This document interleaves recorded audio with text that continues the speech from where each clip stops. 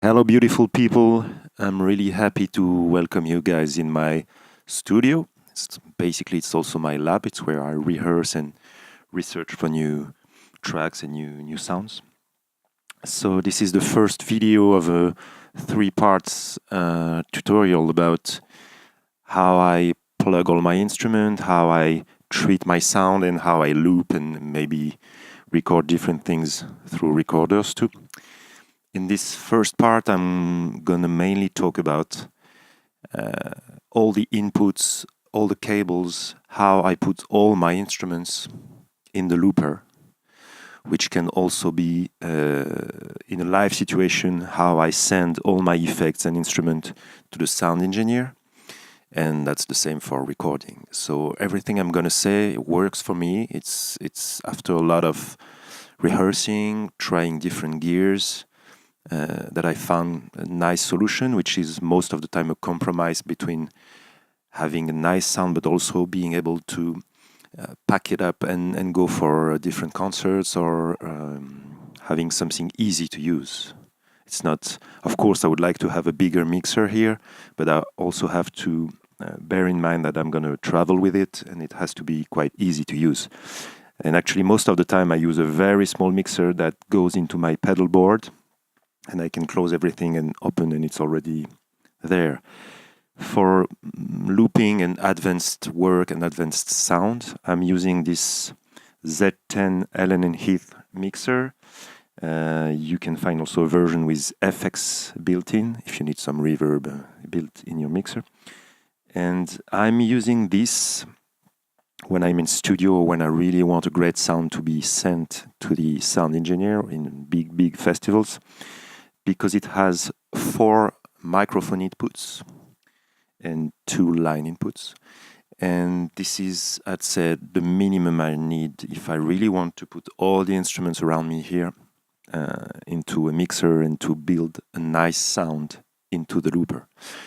Because one thing you have to know is the more you will layer parts and sounds, and the more the frequencies will get saturated, meaning that if you don't treat your sound before sending into the looper, if you do 5 different tracks with different instruments on each track, there will be a point the sound will be muddy or will be aggressive because too much high mids or too much highs, or it will be doing too much low frequencies. So basically, this is why this setup is something working for me. Everything you see around me can be sent into the mixer, into the effects. Then everything is going in only one track. It's a mono track going into the effect from the mixer. And this is going in one track in the mixer, in the looper, I'm sorry.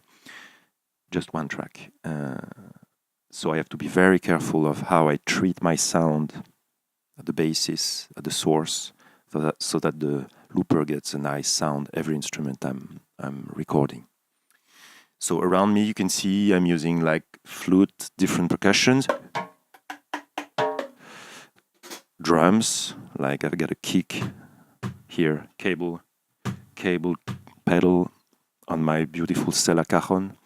I got a few cymbals, and people who know me, they know that I have also a snare on the left side. Here it's electronic snare. So when I'm looping electro, I got some electronic device. It's like a stomp box here, a basic stomp box, which is just an acoustic microphone. But it's triggering the TD12 from Roland, which is a drum module. I can have any snare I want. Today it's a very light one, but I can have very punchy snares. So flute, percussions, drums, handpans, of course, synthesizer. I use some jaw harps in bamboo or metal. And I use this little kalimba, which used to be a sensula, but the skin got torn off, so I kept only the wooden box with the kalimba. And well, I just put a Schertler contact mic on it. This one is called the DIN G, and it needs alimentation, phantom power, 48 volts, and it's very useful. I never take this contact mic out because I just stick on the wooden box and I just go here on the force channel, and this is working almost without EQ. Very practical. And I can use this as a kick too. I can do some funny kick shit. But most of the time, of course, I'm using it as a kalimba. Too much of level, but you get the idea.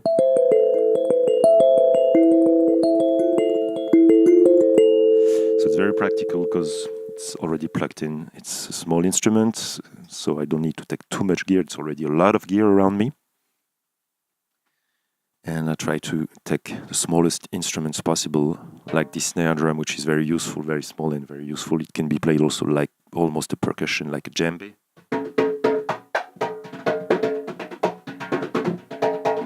Or this little percussion here. So anyway, I have to put all this into my mixer. So basically the first 2 tracks are for this little contact mix. Most of the time I have them on the handpans. AKG is making this. AKG is an Austrian company making microphones and sound products. And it's a C411PP, very long name. AKG C411PP. It's a good compromise between price, quality, and of course the use you can make. Most of the time I have one on every handpan. In the next video I will explain exactly how I tweak all this, how I set the sound. And this is first channel. This is the first contact mix. Second channel is going to be the second contact mix here. And I pretty much can use them also on percussion here. I can show you quickly. So it's quite useful because the idea is to minimize the number of channels and the number of microphones. So this one also can go on the snare drum if I want. I can just stick it to the snare drum and have a nice sound. It works for oudou. They work for almost any percussion. It's really interesting. Even on the cajon, sometimes I stick it onto the cajon if I want to loop any of these instruments, of course. The third channel is very interesting because it is this microphone I'm talking in. And it's my Swiss Army microphone, Swiss Army knife microphone, meaning that I can do the flutes in it. I can play the jaw harps. I can do some beatboxing. I can sing. Sometimes it happens. So any acoustic instrument, even going on the cymbals, I can loop the cymbals thanks to this microphone. Like this. You have to use the stand quite quickly and with really nice movements, but you can see that in my videos. Actually, video of the week 44 on YouTube was done with all these gears, all these instruments and all these mixers, and you can check how I'm working with the stand and everything. Also, you can get more videos with looping. Video of the week number 1, 3, 4, and 10. But they are not using the latest looper from Boss. The latest I'm using is RC505. But I also use most simpler loopers. And as I was telling you, on my feet here, I have this snare, but I also use this very nice FS6 foot switch pedal, which is piloting the Boss looper. Very useful because this looper is made for beatboxer singers, so it's mainly with the hands, but sometimes I'm very busy. So I can choose the channel I want to loop on, or I can punch in record or record out. So it's very useful if my hands are busy, and sometimes I can also play the handpan with one hand and have all these buttons here, very, very useful. So basically, first 2 tracks are for the handpans or any instrument I want to stick the contact mix to. Third track, I told you, is for this microphone, very useful for many things. Fourth track is for the kalimba. And I have the synthesizer here, microKORG, coming in the first line, which is the 5th channel, of course. And this 6th channel is for the snare drum, electro one. You know that sometimes I use acoustic ones, depending on the time I have to set up, the size of the festival, and what people want from me. I use this shaker on the left foot,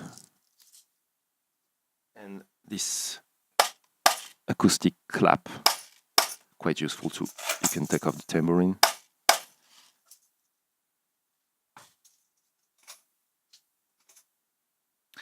So basically, every microphone contact mix, this one and the one for the kalimba, are going into the mixer.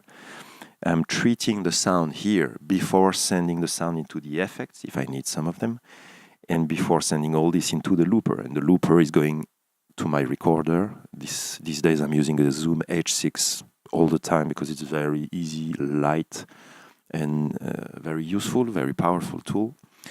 And again, a lot of time using this. So that's why in the second part of the tutorials, I will tell you how I model the sound. I pre-shape the sound before sending it to the looper, because you have to get rid of all the frequencies you don't need. You have to take off all the lows if you don't need them, and be really clever about every instrument you are looping. You need to pre-shape the instrument so that after a while, if you have like 16 instruments playing on 5 tracks, you still have a clear sound. That's the main thing.